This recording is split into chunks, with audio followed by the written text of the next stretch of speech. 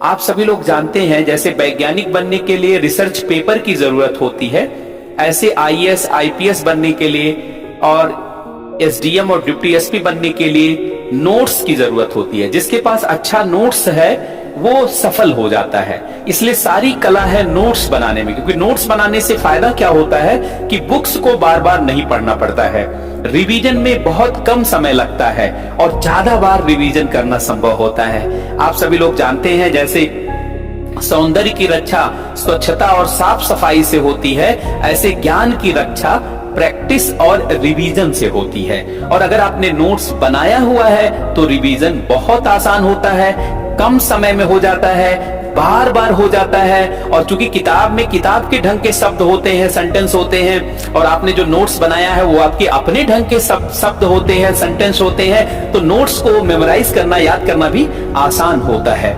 इसी नाते नोट्स बनाना जानते हैं बहुत जरूरी है।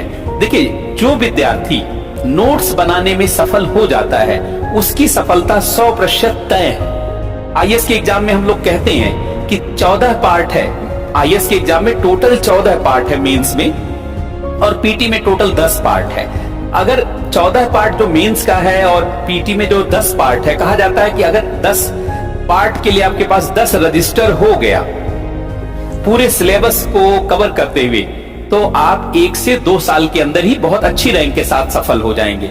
बहुत सारे विद्यार्थी कई वर्षों तक तैयारी करते रहते हैं लेकिन उनके पास नोट्स ही नहीं होता, और नोट्स नहीं होने के कारण वो उस चीज को रिवाइज नहीं कर पाते हैं, उनके मेमोरी में वो चीज नहीं बैठ पाती है और उनका समय खराब हो जाता है और कई वर्ष लग जाता है सफल होने में। और कई वर्ष लगाने के बाद भी जानते हैं लोग सफल नहीं हो पाते।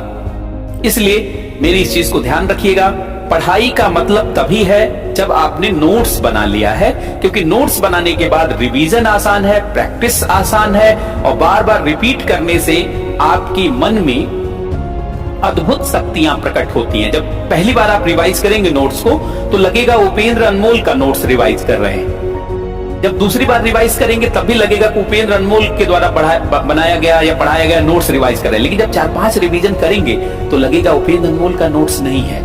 कंसेप्ट और उसके डायमेंशन खुलने लगेंगे, और 7-8 बार जब व्यक्ति रिवीजन करता है तो उसके अंदर डाइजेस्टेड फॉर्म में ज्ञान चला जाता है, और जब ज्ञान डाइजेस्टेड फॉर्म में चला जाता है तो फिर अपने आप तमाम तरीके के जो है समझ, सोच, कल्पनाओं, भावनाओं, विचारों और चिंतन का विकास होने लगता, ब्रेन स्टॉर्मिंग होने लगती है। और जिसकी ब्रेन स्टॉर्मिंग होने लगी उसके अंदर से सेंटेंस अपने आप निकलने लगते हैं। क्योंकि सिविल सेवाओं में मेंस का एग्जाम बहुत महत्वपूर्ण है, नंबर पाना उसमें महत्वपूर्ण है, तभी रैंक आती है। और वही व्यक्ति जो है अच्छा नंबर पा सकता है जिसके अंदर ज्ञान डाइजेस्टेड फॉर्म में है, ज्ञान सार के रूप में आ चुका है।